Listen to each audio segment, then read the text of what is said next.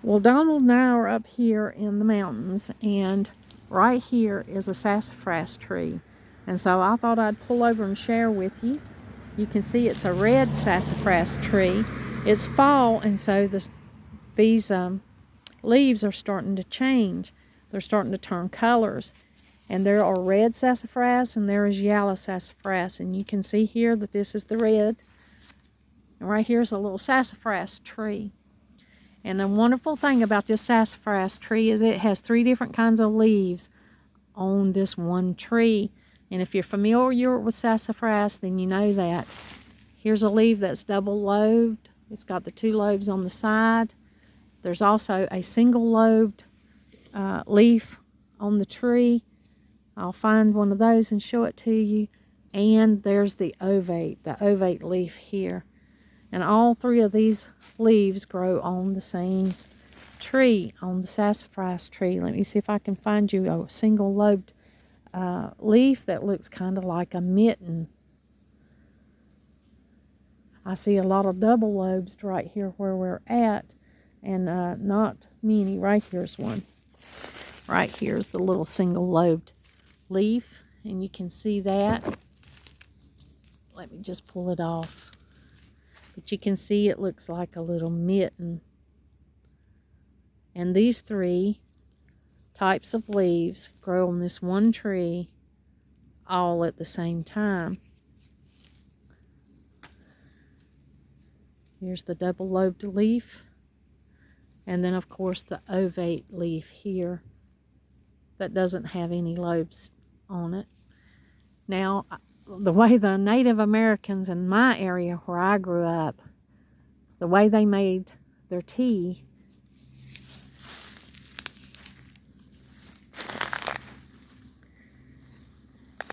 is they harvested the stems. They harvested little woody stems, and they boiled that, and that's what made the tea. And maybe I can make you some here later in a little bit. I'm going to harvest some of this sassafras. And one of the things that I most remember in the mountains, the way that the people used the sassafras tree in the area that I was, is they used it as their toothbrush. They sure did. It was their toothbrush. And so they would take a little limb about this size right here.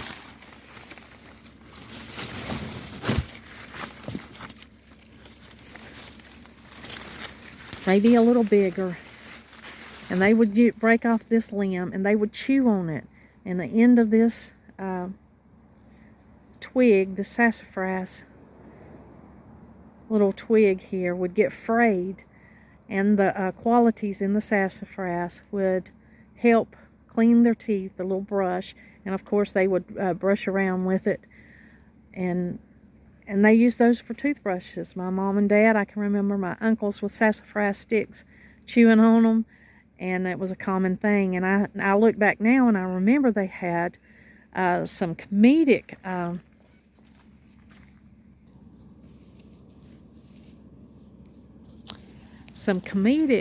scenes in shows and stuff when they were portraying people from the mountains, when they were portraying hillbillies and stuff. They would always have a stick sticking out of their mouth. And now, as I'm older, I put 2 and 2 together, and I think that was probably a sassafras stick, because that's probably what they saw when they saw the mountain people. I'm talking about way when I was growing up. You know, the people in our area, they just chewed on sassafras sticks. It was their toothbrush, really. There wasn't plastic toothbrushes up there, not until much later, and so they just chewed on the sassafras little twigs and limbs, the small little limbs, and made their toothbrushes. But looking back now, I think that was comedic. They probably didn't understand what those people were doing when they saw them chewing on those sticks. They didn't realize that they were making a natural toothbrush. But I thought I'd share that with you because there's always some kind of thing that lets us know information, and I thought that would be a good informative thing to let you know. I'm going to harvest some of this, and I will be showing you what I do with some of it here in a little bit. Hello. You're watching Much Ado About Something today, and I'm Donna. Well, I've already showed you us harvesting this sassafras last week, and so our sassafras is here, and it's dried out some. It's here, and today I want to share with you what I know about sassafras. Now, y'all know that I am not a doctor. I've let you know over and over in my videos that I am not a healthcare professional of any kind. I am an Appalachian by birth, by ancestry. My mother's family were Appalachians, and my dad's family were Appalachians. Daddy was born a little lower down the mountain than Mama, but he is still of Appalachian culture and descent. And so what I share with you is how we used herbal remedies there in the area that I'm from. Now, I'm going to include here an Appalachian map, and it'll be highlighted the different areas of Appalachia. Appalachia spans a huge amount of territory. It's huge. So there are subtle differences from one area to the other, but there are a lot of commonalities. A lot of Appalachian people have a lot in common, and there are some subtleties and some differences. But from the part of Appalachia that I'm from, which is the Southern Central Appalachian area, there were many, many Cherokees, native people to the land, Cherokees, and that greatly influenced the culture of our area. So many of the herbal remedies that come from that area that I grew up is directly from that influence.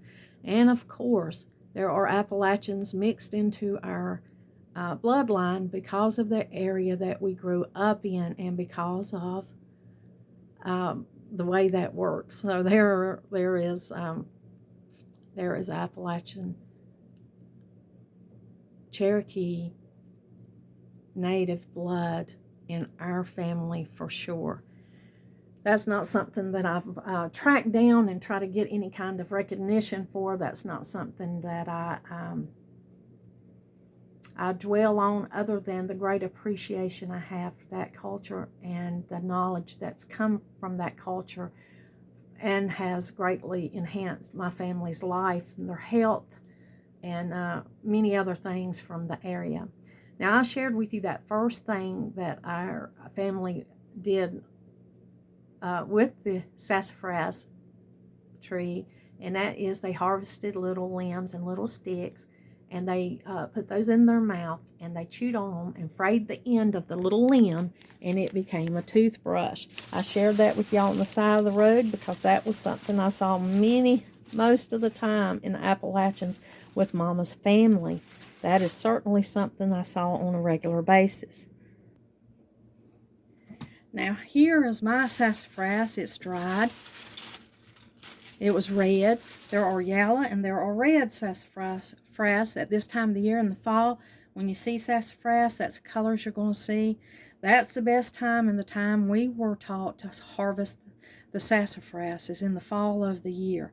And of course, I shared with you when I shared the first part of the video, I shared with you how the tree has 3 different shaped leaves. Some people say 5, but there are 3 distinct shapes, and some of them may be turned a different way. And in those 3 distinct shapes, there was the what we call the bird's foot, and it's the 3-lobed leaf. There's the ovate leaf, and then there's a little leaf that looks like a mitten, and I will be finding one of those in here soon. I'm going to start cutting off the leaves of this sassafras, and when I do, I'm sure I'll be coming across one of those little mittens, and here it is. There's the little mitten shape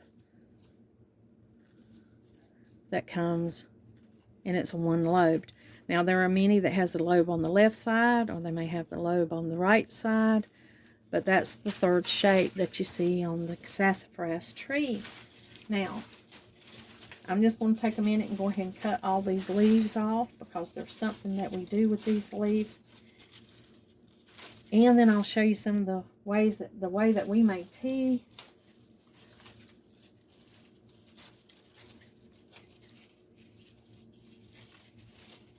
This will just take me a minute, and we'll just get all these leaves cut off. This is dried sassafras.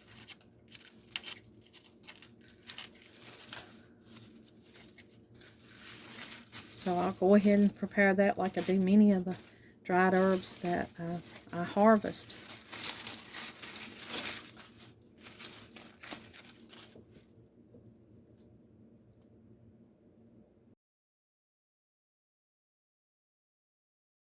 I certainly encourage you to do your own research about anything that you forage, harvest, and consume. I always encourage you to do all the research you can to find out everything that you can about it.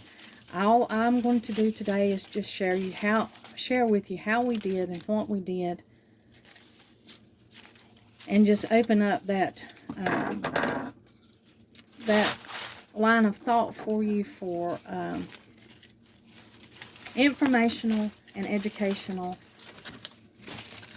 purposes. It's not, you know, it's not any kind of healthcare advice. It's not any kind of anything but just sharing with you the culture, what we did. I did have a viewer request for this video, and I was glad to share it because this is one of my favorite things to do. This is one of my favorite things to do, is share with y'all the culture, the rich culture and blessings that come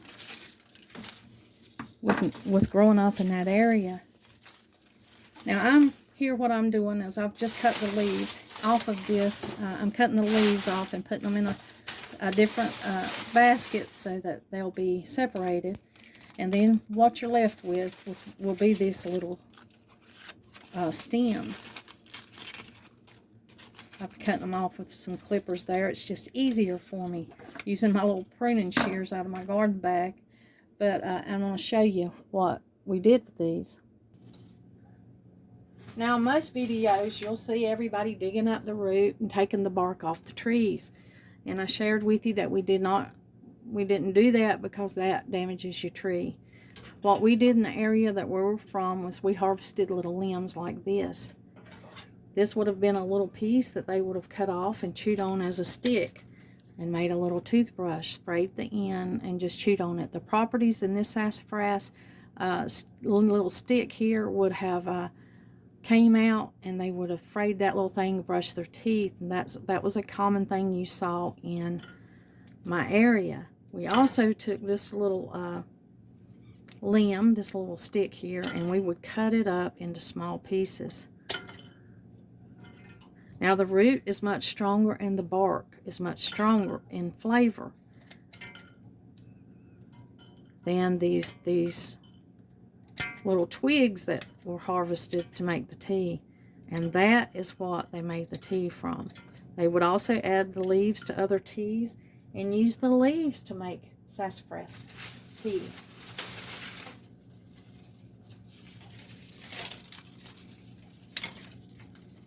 This has a wonderful, delicious smell. If you have not smelled sassafras, I encourage you today to go find some and smell it, especially fresh. There is nothing like the smell of fresh sassafras tea. I love the smell of it. Mama says she's not particular to it. She grew up with a lot of it, and she said she could just take it or leave it, that she didn't think it was as wonderful as most of us do. But I guess that's just a preference thing with most anything, right? But I love it. I love the smell of it. I love to harvest it. And I was thinking that probably one of the reasons that we made tea like this, because, well, that's how we were taught to make it, right? In our area and our culture, we made the tea from little limbs like this, little bits like this. We did not dig up the root, and we did not scrape off any of the bark. I think this is a more gentle way to use sassafras tea. If you have plenty, you know, and you've got a certain way you made it, I think there's more flavor in a root, and there's more flavor under the bark. But these little sticks that we're making from these little limbs, they have a lot of flavor under this bark too. And so you would just cut up enough limbs to cover the bottom of your pot. This is the little formula that we used. You cut enough limbs to cover the bottom of your pot. And then you're going to fill your pot as full as you can with water.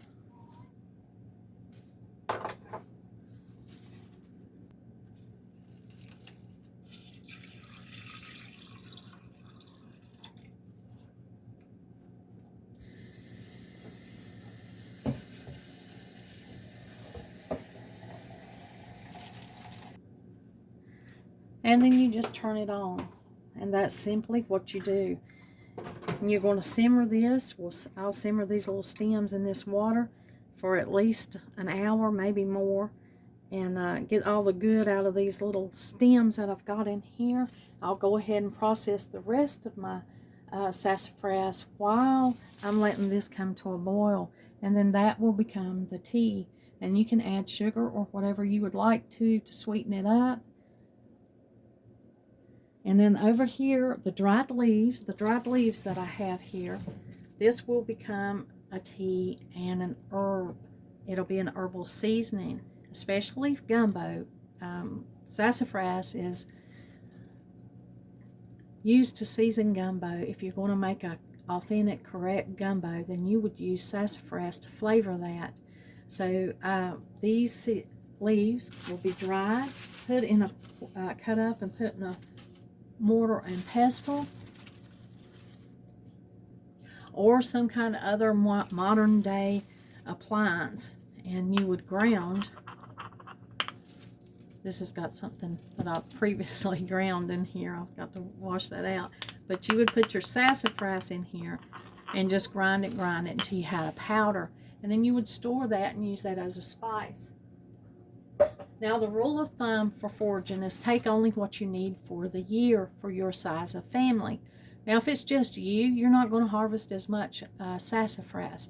If it's just you and your husband or your mate, you'll harvest a little more sassafras. But if you have a family of 10, if you have a family of 15 or 20, then you would harvest more sassafras. You would find an area that was plentiful and you would take what you need.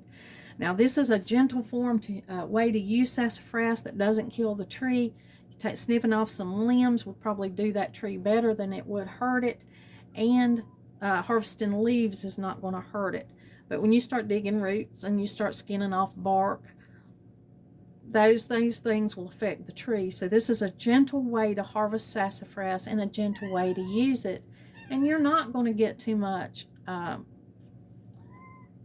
of anything that you consume if you use it in a milder form. So this is a milder form. Certainly the root and the bark does have more flavor. I mean, it has more stronger flavor and stronger things in it. But remember, we've talked about stronger is not always better. Stronger is not always the best way to go. Sometimes just a mild flavor and just a mild amount of the herb will make a difference. Will do what you need without having to overkill it. We don't have to have as much of everything as we think we do. And I think that comes from the natives too. Only taking what you need. Now, there will be some times when you will take enough for 2 years. I remember, I've probably told this story before, I was picking huge amounts of pears. We were given permission to pick a pear tree, and we were picking all of the pears off of that tree because the owner didn't want them to fall down on their lawn. They didn't want to have decomposing fruit under there to draw bees and to have to mow over. So they invited us to come and pick this pear tree. And I was picking all of the pears that I could get off of that tree. And the friend that was with me at the time that was harvesting was like, why are you picking so many? There'll be... Sorry, I've got these sassafras leaves going everywhere. But they were saying, why are you going to harvest so many? Well, this is the way we were taught to harvest in a situation like that. You go ahead when it's available to you and take all that you can get. When somebody's saying, please take this, you can have this, or you know you need to harvest this. And like fruit and something that replenishes itself every year, you would go ahead and pick as much as you possibly could of that. And the reason that you would harvest more in a time like that than, say, harvesting an herb is that it's plentiful, the people don't want it, it's going to waste down there if you don't get it, and you never know whether or not you're going to have that fruit next year or not. And this story is a prime example of that. We harvested all of the pears off of that tree, and she said, well, I'm only going to take a bushel because, you know, I'll just pick pears next year. That's what she said. I can remember her saying that. And we were taught that, you know, you cannot count on everything being plentiful every year. Well, lo and behold, a frost came after the trees the next year. A frost came after the trees had already set bloom, and it froze, and there was very few pears that next year. And she ended up calling me saying, do you have any pears? Did you, you know, I did run out of mine. Can I get some of your pears? And I told her, sure. But that's why I was harvesting all that was there, because of the availability. Gathering and harvesting and foraging, you don't want to take too much, especially in the wild circumstances. You know, you just want to take what you need. But if you've got somebody that says, take all of this, and you have a really bountiful year, then take as much as you possibly can use. And maybe enough for 2 years, because you never know if that is going to be available to you the year after that. Now, of course, that next year, there was plenty of pears. You know, the third year, there was plenty of pears. So just keep in mind that you can put up enough for a year or maybe 2 years, depending on the circumstances. And that might help you out in that area. Give you a guideline, well, how much do I harvest? You know, how much of this do I keep on hand? How does this work? You know? Because our herbs and vegetables and fruits and things, when you forage and get them from the tree, they're not always readily available like they are, you know, when you go to the grocery store to get your food. You know, there's always a can of something. It might not be the brand that you usually eat, but there's usually always some kind of canned tomatoes, some kind of canned something there that you can make a choice and buy if what you normally eat is not available. But in this situation, you kind of have to cover that for yourself. You have to say, well, so do I have enough, you know, sassafras for 2 years? And I do. I got enough here for 2 years. Now, I make tea from the leaves, and I use it as a spice. I do flavor gumbo with it, and it gives it a unique flavor. You know, this sassafras has that unique flavor. So I'll grind this up. I'll probably just store it in a Ziploc bag for next year, letting that sit, letting all that, still letting this come to a simmer. But I'll go ahead and process all of this dried sassafras right here, and I'll go ahead and bag it up and put it up and get it ready to use in the coming year. And there's probably enough for 2 years here. A little of this goes a long way. It's not something you just use huge amounts of and everything. It's a specialty ingredient. It's a tried and true remedy, home remedy, used for you know, centuries, and it's a wonderful plant and a wonderful herbal remedy. I pray or I impress upon you, do your own research about anything you consume, whether that be from a grocery store, a company, or out foraging, harvesting, growing your own. Do your research and find out all you can about that and why you're using it, what good is in it for you, how you can get the most out of it and still not, you know, endanger the plant. I don't think one person harvesting some sassafras is going to endanger the plant, but harvesting it this way will certainly help the plant. It's a gentler way to harvest than, say, digging the root or stripping the bark. I don't know anybody that strips the bark anymore, but I do know people that dig the root, and I'm not saying that's wrong. I'm just saying that's a stronger form of this herb, and it can be accomplished in a different way. So in the area of Appalachian that I'm from, this would be the way this would be harvested. It would be to be used. It would be the stems and the leaves and not the root or the bark.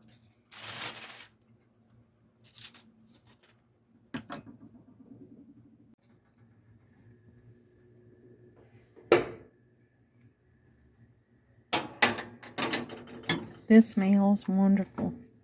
Now, I didn't let it steep as long as I normally would for the sake of this video, but it is delicious. I tasted it, got a spoonful of it here.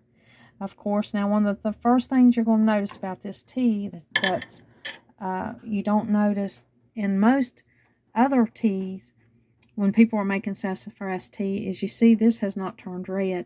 Normally this would turn red to a darkish burgundy, like brown color, but because I used the leaves that were greener and were not darker, I didn't have as much in it, so it's not red.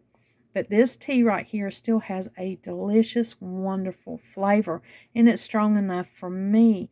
The red tea, if I get it made from the root or from some of the heavy bark and I get that red flavor in, I will have to water it down because I'm not able to drink it full strength.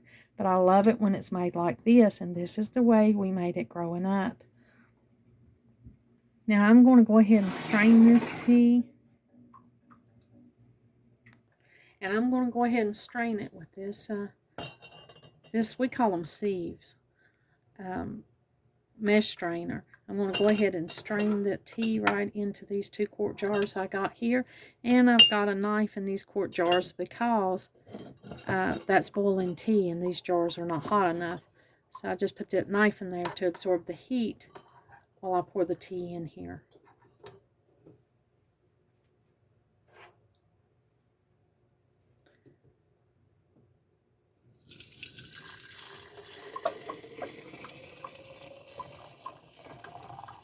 It's going to end up not being much more than, maybe 1.5 quarts. I'm not going to have a whole lot of tea.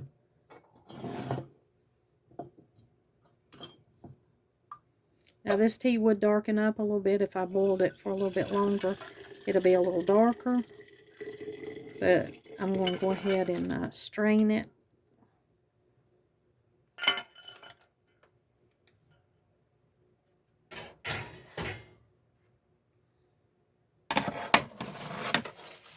And go ahead and wind it up here because it's about time for the grandkids.